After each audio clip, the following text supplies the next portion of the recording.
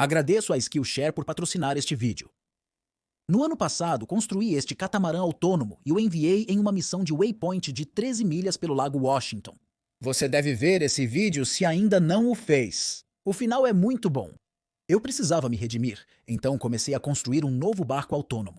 Desta vez, decidi optar por um design de casco único. Pode ser um pouco menos prático do que um catamarã, porque não é tão estável, mas há algo legal em ver um único casco cortando as ondas. Decidi construir o casco com esta espuma de isolamento de meia polegada. Em retrospectiva, provavelmente teria usado algo diferente, porque este isopor é terrível. Cortei 2 tiras, colei as pontas juntas e depois enfiei outros pedaços de espuma na largura para formar o formato. Depois disso, colei o fundo e raspei todo o excesso. Completei as cavidades frontal e traseira com espuma expansiva para mais estrutura e flutuação se o casco encher de água. Usei placa de espuma do Dollar Tree para o topo. Aqui as coisas começaram a dar errado. Esta é a minha maior laminação composta até hoje e foi uma grande experiência de aprendizado. Usei uma resina epóxi guardada há algum tempo para a primeira camada de fibra de vidro. Era especificada para barcos. Não tirei uma foto disso, mas por algum motivo ela se infiltrou na camada de plástico em cima do isopor e começou a derreter uma seção dele. Na tentativa de consertar isso, cobri a seção derretida com espuma expansiva. Cobri com fita para curar, depois raspei e lixei até ficar plano. Preenchi as grandes bolsas de ar com massa corrida e lixei até alisar. Após isso, apliquei mais camadas de fibra de vidro, usando resina Bondo, o que foi um erro. Projetado para pequenos serviços como reparos de rachaduras no chuveiro, possui um tempo de cura rápido. Por isso, fiz pequenas sessões de cada vez, resultando em algo não muito suave. Isso exigiu mais massa corrida, lixamento e pintura. Após dias de trabalho, consegui alisá-lo e pintei de amarelo brilhante. A próxima etapa foi o sistema de propulsão. Decidi fazer 2 motores subaquáticos e um motor aéreo para a redundância. Projetei e imprimi em MJF protetores de hélice para evitar que as algas se enrosquem nas hélices. Tive problemas com isso no meu primeiro barco autônomo. A MGF permitiu criar paredes muito finas, o que espero que torne mais hidrodinâmico. Estou usando conjuntos de hélice e eixo baratos comprados na internet. Cortei os eixos no comprimento adequado e soldas as tampas de latão. Embora os ESCs estivessem no casco seco, eu os impermeabilizei com epóxi para segurança. Formei uma vedação à prova d'água nos eixos da hélice, tampando uma extremidade e preenchendo o tubo com vaselina. Eu tive que aquecer a vaselina até virar líquido antes de injetá-la no tubo. Em seguida, empurrei o eixo da hélice e extrudei todo o excesso de vaselina. Devido ao tamanho longo e estreito deste barco, não pude posicionar as hélices muito distantes, por isso não tinha certeza se o empuxo diferencial o direcionaria adequadamente. Perfurei buracos angulados no casco e inseri os eixos do motor. Cortei uma escotilha na parte superior do barco para acesso interno. Na montagem dos eixos do motor, apliquei silicone em todos os buracos, empurrando-os para assegurar um selo sólido ao redor dos eixos. Foto dos motores que utilizei. Imprimi suportes de motor em 3D que fixavam os motores nos eixos, com acopladores de eixo de 4/6 mm. São motores multirotores antigos, de baixo kV, não ideais para esta aplicação, mas isso não importa, pois não busco muita potência desses motores submersos. Este barco vai andar devagar para alta eficiência. Para missões de longa distância neste barco, necessitava de baterias de longa duração. Decidi optar por 6 dessas baterias RBDS PVC da Helion. Elas têm química LiFePO4 e cada bateria tem seu próprio BMS, então são muito mais seguras do que as lipos. Casco com as 6 baterias montadas dentro. Muito obrigado a Rallion por me fornecer essas baterias. Veja no link na descrição. Acidentalmente pisei e rachei esses protetores de hélice, mas rapidamente consertei com Starbond CA. Obrigado a Starbond por enviar algumas de suas super colas. Instalei um motor de ar com vetorização de empuxo, controlado por um servo. O propósito disso é redundância. Se algas prendessem as hélices inferiores, esperamos que o barco poderia se mover com um motor de ar. Construí um mastro no topo que dobrava para baixo, facilitando colocar o barco na minha caminhonete. O rádio de telemetria no topo do mastro envia todos os dados do ar do pilote para a minha estação terrestre no laptop. Construí uma escotilha no topo da placa de espuma, usando tiras de vedação de janela para tentar impedir a entrada de água. Todos os eletrônicos estão montados nesta pequena prateleira para acesso rápido. Ele desliza sobre as baterias, fácil de remover. Após a conclusão da construção, testei o barco no lago pela primeira vez. Me perguntaram do que se tratava. Respondi que era um navio de pesquisa para identificar Covid-19 em baleias. As baleias do lago estão sempre doentes. Isso é um desastre. Isso é péssimo. Nem sequer flutua direito. Ele meio que fica desse lado, mas se eu incliná-lo para este lado, ele vai muito além. Motor totalmente fora d'água. Ele vai, no entanto. Há tanto peso na parte inferior desta coisa que eu pensei que definitivamente iria flutuar direito sem problemas. Ele é extremamente pesado com 1 tonelada de lastro, mas aparentemente ainda não é suficiente. Tchau! Eu espero que ele volte. Um navio majestoso. Ele tem uma leve inclinação de gangster, mas é ok. Decidi que precisava baixar o centro de gravidade e todo pouco ajuda, então retirei toda a espuma da base do barco.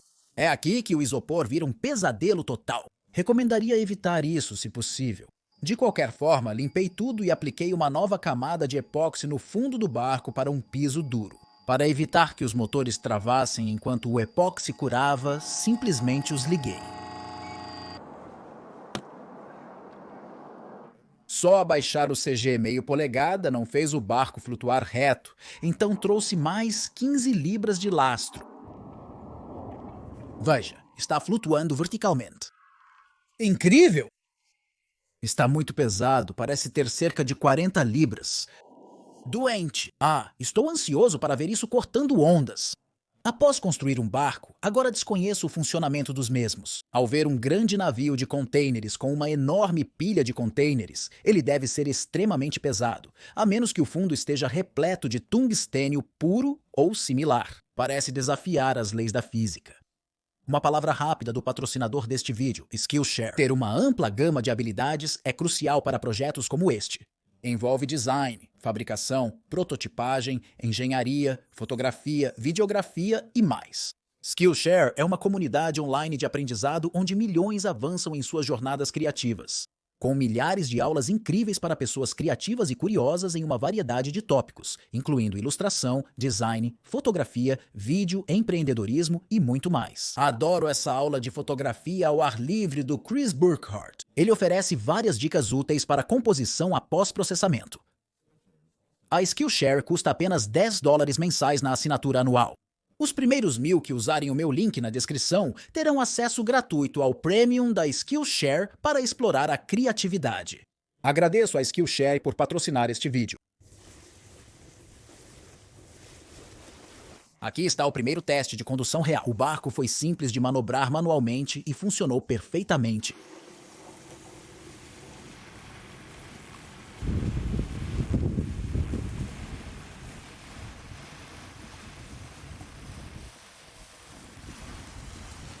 O único problema inicial foi a água atingindo a hélice de ar, então preciso ajustar isso ou evitar missões finais de waypoint em águas agitadas. Acredito que meus pés estejam mais dormentes que o usual, porém, isso dirige bem, então estou... Parece bastante seco por dentro. Não vejo água nas bordas.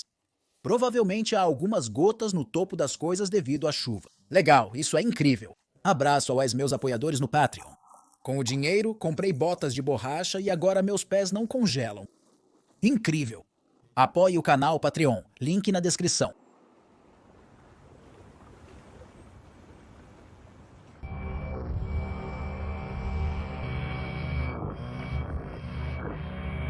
Então, o barco está tendo problemas para navegar através dos pontos de referência, e eu acho que é porque o motor de ar acaba sendo a principal fonte de controle de direção, e por algum motivo, quando está fazendo pontos de referência de forma autônoma, nem sempre liga o motor de ar. Está confiando primordialmente ou tentando nos motores de água. Como teste, vou manter o motor de ar sempre ligado, executar uma missão de referência e observar o desempenho. Parece estar fazendo um trabalho muito melhor agora, então eu só preciso encontrar uma maneira de fazer o piloto automático manter o motor de ar ligado quando está em uma missão, ou descobrir uma maneira de estender essa atuação do servo para um leme de água, ou algo assim. Então eu remapeei os pontos finais do acelerador do motor de ar, mas ainda estou tendo problemas no modo automático. Parece que ao passar um ponto de referência, ele diminui bastante o acelerador. e tenta virar sem muito acelerador, o que faz com que o motor de ar não faça nada. Continuarei ajustando e afinando as coisas e veremos o que funciona. Espero encontrar alguma solução. Mas eu posso ter que fazer um leme de água. Parece que está funcionando bem até agora. Além da linha de visão. Espero que isso funcione. Acabei de perceber que tem vento lá fora. Oh não, vou ter que dirigir isso manualmente de volta. Ok, modo de emergência. Espero ainda ter um sinal de controle. Vamos lá, querida, vire. Caramba, está balançando. Parece estar girando devagar, no entanto. Isso pode ser ruim. Porém, não está indo bem ao virar contra o vento. O que eu fiz?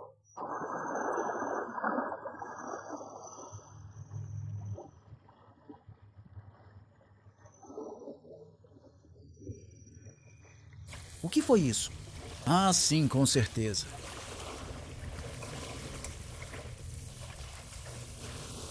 Não é suficiente. Não o suficiente. Isso é o que eu aprendi hoje. Eu quase perdi.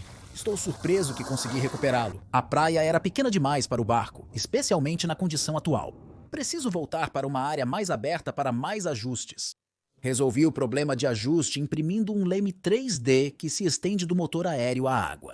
Inicialmente parecia funcionar bem, porém tudo começou a estranhar. Definitivamente não está fazendo o que deveria. Isso é meio estranho. Não surpreende que minha haste de empurrar tenha saído. Estava preso pela gravidade, precisa ser consertado. Isso provavelmente resolverá o problema por hora. Então acredito que a direção melhorou com o leme, talvez esteja até super ajustada agora. Eu posso ter definido a taxa de avanço muito alta, então pode ultrapassar os comandos de virada. Veremos. Antes eu tinha aumentado ao máximo e ainda era quase incontrolável, então estava subestimando as curvas se alguma coisa. Ainda parece estar ultrapassando bastante o ponto de referência, mas é o que eu esperaria de um barco pesado como este. É uma corrida. Nadador versus barco. Neste momento, o desempenho do waypoint era bom, mas percebi mais tarde que precisava de ajustes. Eu tive que ceder ao nadador. Eu quase esbarrei nela. Ok, de volta ao modo missão. Você tem um nome para o barco? Não. Sem nome? Não, alguma ideia? Cara, você sabe que tem milhares de anos de tradição naval aqui. Você não pode colocar um barco na água sem um nome nele. Droga, preciso pensar em algo. Sim, você precisa pensar em algo. O amarelo, a lesma banana. Aí está. Na verdade, eu aprecio. Será a lesma banana. Sim, essa é boa. Talvez coloque alguns relógios grandes e pretos ao lado. Sim. Seria legal isso, cara. Se conseguisse achar um desses esturjões gigantes no lago. Você provavelmente ainda estava no ensino fundamental, mas cerca de 10 ou 15 anos atrás apareceu um morto que tinha, eu não sei, 3 ou 3,5 metros de comprimento. Sério? Sim, era um grande esturjão. Santo Deus, você sabe que os esturjões podem viver séculos, certo? Isso é loucura, sim. Sabe que eles medem de 6 a 10 pés. Alguém já pegou essas coisas? O quê? Já os pegaram? Sim, sim. Meu bisavô, ele costumava viver ao longo do Colômbia, perto de Canadá. E para pegar um esturjão, ele pegava um frango e fazia eles cozinharem uma bigorna e martelo. E tinha um cabo nisso, e ele simplesmente jogava no rio. E quando algo se ia, ele enganchava uma mula nisso e puxava para fora. Durante a depressão, eles defumavam eles e depois vendiam de porta em porta, sabe, para ganhar a vida. É engraçado, nunca tinha ouvido falar em pescar com uma mula. Tudo bem, amigo, tenha um bom dia. Ei, você também. Um dia de ajustes bem-sucedido. Amanhã terei que fazer uma missão de waypoint de médio alcance e tentar ter uma ideia de quanto tempo este dispositivo aguenta. Creio que ele funcionará o dia todo. Esse novo leme é incrível. Isso funciona muito bem. Por que isso está tão solto? Uau, parece que meu empurrador automático esteve preso com fita adesiva o tempo todo. Ele saiu do buraco no braço do servo novamente. Isso não é bom. Preciso consertar isso. Então eu voltei para as águas seguras e fechadas do Lago Verde e vou fazer a primeira missão de médio-longo alcance. Há mais algas no lago, espero testar os novos protetores de hélice. Ações. Definir modo. Está no modo automático agora. Uau, parece que está oscilando muito. Agora que não há ondas, agora que a água está plana, talvez isso a torne extremamente superajustada agora. Acho que tenho que desafinar e ver se funciona. Abaixe o feed forward para algo como 1. Parece que ainda está balançando um pouco. Droga, vou reduzir ainda mais.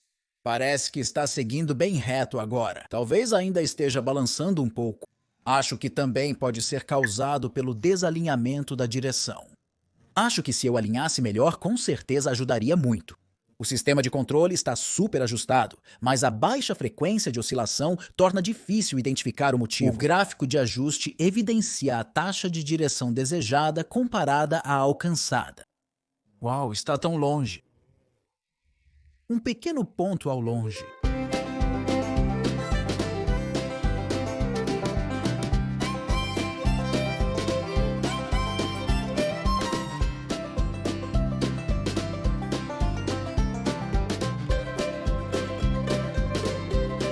Ele voltou. Incrível!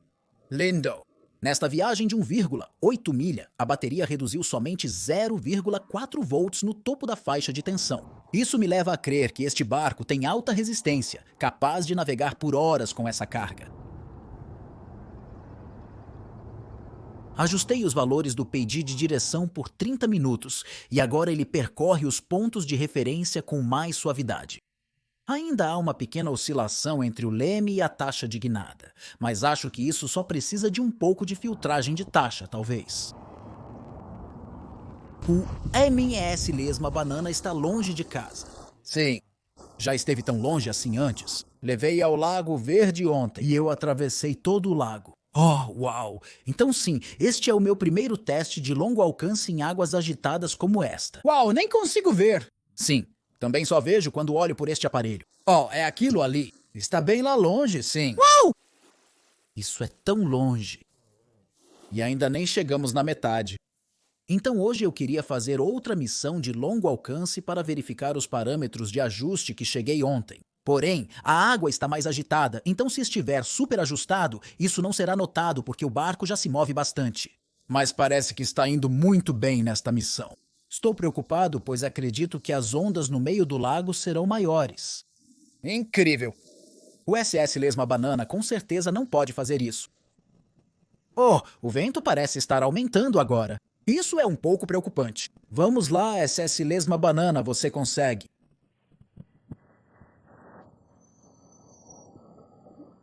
Referência 5, vamos lá. Estamos na reta final agora. Ah, está tão longe. Isso é incrível. Pequeno barco, grande mundo. Caramba, está balançando e rolando. Terra à vista. Olhe para isso. Não tenho certeza em que ponto da missão de Waypoint houve a desconexão, mas eu acho que ele voltou cedo com o poder do motor subaquático. Parece que o recurso de redundância está funcionando bem. Então isso é suficiente para um vídeo. No próximo vídeo, tentarei cumprir minha missão de Waypoint de 13 milhas com o SS Lesma Banana. Então fique ligado. Obrigado por assistir. Tchau! Ainda sobre barcos, tivemos uma rara tempestade de neve em Seattle recentemente e fizemos algumas adaptações terrestres. Aqui está algumas imagens extras disso. Oh não!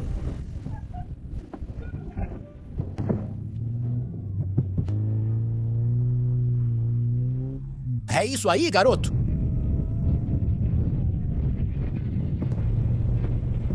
Legal! Isso foi direto como uma flecha. Aham! Ha! Ha! Vamos lá! Isso aí, garoto. Ah, você consegue fazer isso? Ah, sim! Sim!